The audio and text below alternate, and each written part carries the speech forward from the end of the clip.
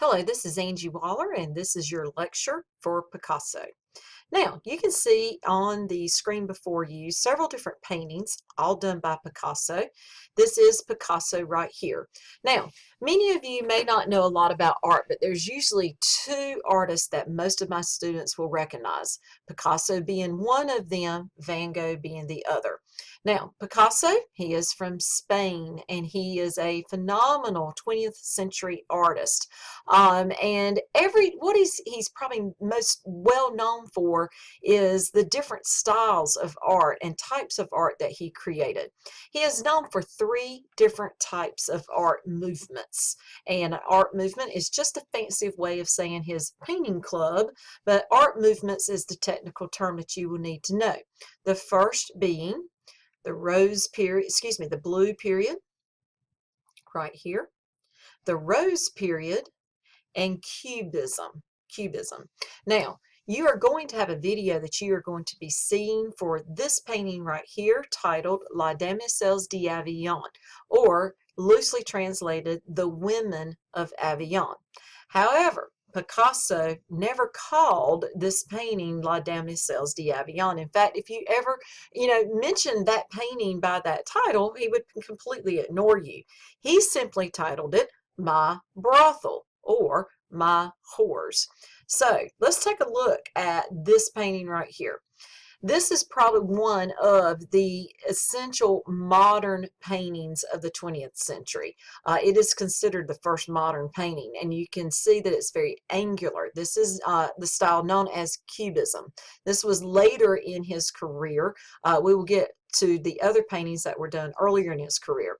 But this is probably what Picasso is most well known for, is the style of Cubism. Now, my daddy would look at this and think that this is a hot mess. And some of you may think so also, but you got to remember the time period that this was done. This was done in the early 1900s, and this was very avant-garde for this particular time period, very different, very cutting edge.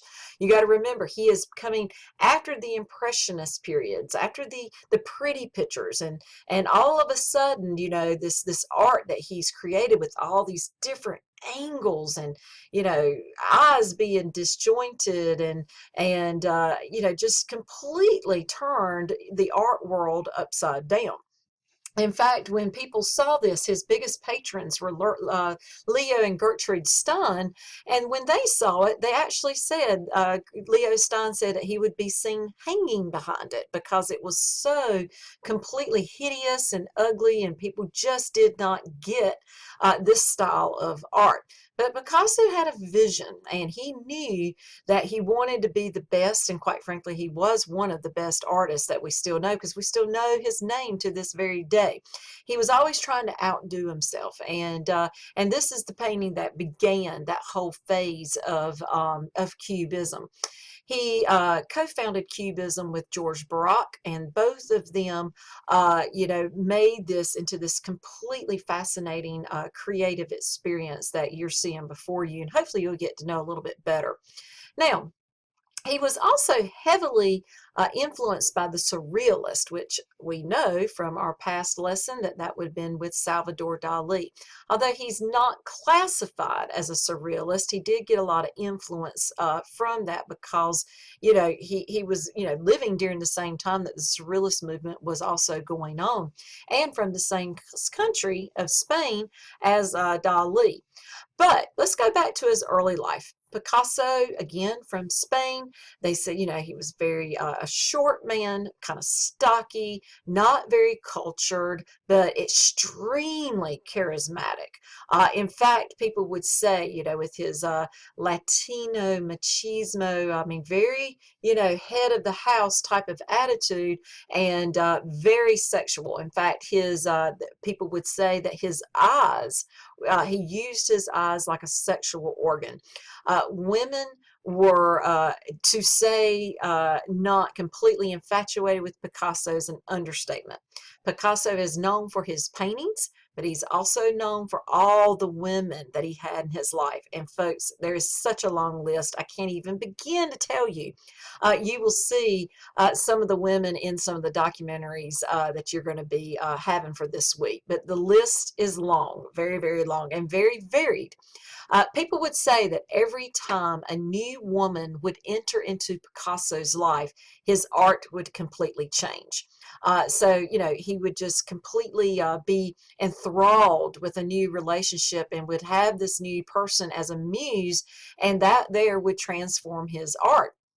So, it's a great in the creative spirit, but not so great that he was also have said that he would use people, suck the energy out of them until there was nothing left. So when he was done with them, he would basically cast them off to the side, and off he would go and find a new conquest, particularly when it came to women. He was extremely charismatic and at the same time could be extremely cruel, particularly to his children. And his family life is just centered with turmoil. Now, back to when he was a young child, he was a prodigy, meaning that he could draw at a very young age. His father was also an artist. Now, Picasso's father's surname actually was Ruiz. He took the Pablo Picasso is actually his mother's maiden name, and he took her name. He has been said that in art, one must kill one's father. Now, that seems like a very strong statement, but what Picasso meant by that was his father was an artist and he really wanted to play the safe game. He painted sort of pretty pictures, stuff that could basically maybe be in museums, and he made a somewhat decent living with his art, but Picasso wanted to go above and beyond. He was able to draw at this very young age. He knew he had this talent, and with that, he wanted to go beyond his father, basically kill his father in the sense of killing him in the competition. He would go further and beyond, and he very much did so. His father really wanted him to kind of stay the steady path of basically being a museum painter, but Picasso wouldn't have anything of it. He was completely adored by his mother. He was the only son, surrounded by women, and completely doted upon and spoiled. And this transposed into more of his adult life. He set out, he went into the art school, and you will see with as a lot of the artists that we study in this class, they start off being in art school and get kicked out, or they quit because they're either bored or they knew more than the instructors themselves. And Picasso was no exception in this. He too left school because he was not getting anything out of it. He branched off into the center of the art world during this time, Paris. And Paris was where things were happening. He's also coming into the Impressionist period. Again, the very pretty pictures, the ballerinas, the water lilies, the Monets, the Degas. And so he's kind of having to break into pretty much an established style of art that's going on during this particular time. He's not very wealthy. He comes in and he luckily finds a friend named Carlos that he too was an artist and welcomed Picasso into his apartment, basically being a roommate. Carlos was very come from a wealthy family, so money was not an issue for him. It definitely was for Picasso. Now, Picasso is again from Spain in Paris, and the people of Paris really did not find people from Spain to be of any upper echelon. They were quite snooty during that time.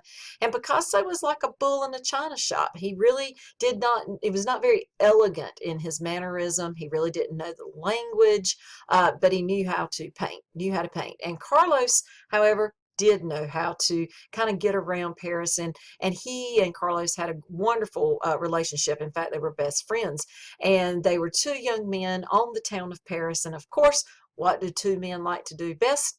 Go courting girls, and that they did. Now, Picasso, again, was painting during the day. Luckily, he was having his work being seen, kind of, going into wanting to break in. He didn't always paint in this really Cubist style. He did paint in more of a realism style early in his career, and he was getting noticed with his talents. Now, here's a story for you. Picasso's friend Carlos had a girlfriend named Germaine, and Carlos was completely infatuated with Germaine, wanted to marry this girl. And Germaine, liked Carlos, but I don't think she had the same types of feelings for Carlos as Carlos did for her. Now, she ended up breaking things off with Carlos, and Carlos was devastated by this. I mean, his world was completely shattered, and he begged Germaine to take him back. And Germaine really didn't want anything to do with it. He kept begging, please see me. I must speak with you. I must speak with you. And finally, Germaine agreed to meet him in a cafe of the streets of Paris. Unfortunately, Picasso was not going to be able to be there with his friend when he actually met Germaine. He had to go back to Spain to visit family and take care of some business concerning his art. Now, Germaine and Carlos was with a group of friends at a busy, very busy cafe, and he begins in front of everybody to profess his love to her and begging her to take him back.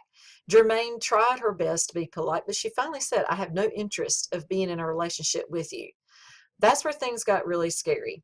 Carlos stood up, took a pistol out, and completely blew his head off there in front of Paris streets, in front of Germaine and all of his friends, where he instantly died. Word gets back to Picasso, and he is completely devastated by this because he felt like had he been there, things might have been different. This caused Picasso to go into a very deep depression, and this depression state reflected in his paintings. And one of the first paintings is this movement, this style of paintings that he did during this depression is called the Blue Period. The Blue Period. Have you ever heard when you're depressed, people say, "Are you feeling a little blue?" Comes from the Picasso blue period when everything was, shades of blue, all shades of blue. Here's an example right here, the old man and the guitar. This is at the Art Institute in Chicago. I've actually seen this painting in real life. Absolutely amazing and beautiful. But you can see it's in all shades of blue. It would usually depict the poor, the weak, the frail, and you can see that it's maudlin, melancholy, and quite sad. And Picasso went through an intense mourning period from his friend Carlos. He also painted Carlos's what he envisioned Carlos would look like on his deathbed.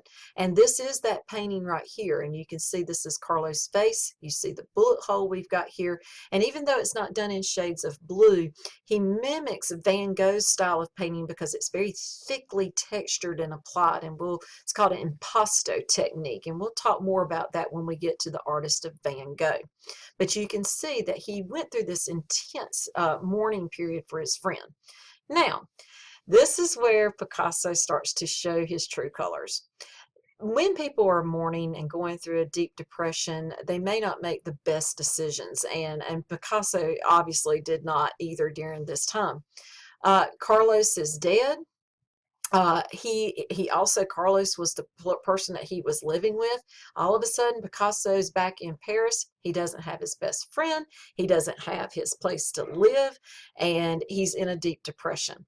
Luckily, the family of Carlos, the lease had already been paid up, and they agreed that Picasso could stay in the apartment, Carlos's apartment, until the lease was up, and Picasso took advantage of that. But with friends like Picasso, I don't necessarily know how much do you need enemies. The weird thing about it is the very woman that his friend committed suicide over, Germaine, Picasso ended up having an affair with her. And he ended up sleeping with her in the apartment, in Carlos's apartment, and in Carlos's bed. So again, with friends like that, why would you even need enemies? But that was, again, the way Picasso worked his depression. It always started with women, and or a woman was always involved in his life. And you can see when you go through the videos, there's a lot of the blue periods. Now I'm going to stop this video. I will continue with this discussion on our next lecture, video lecture.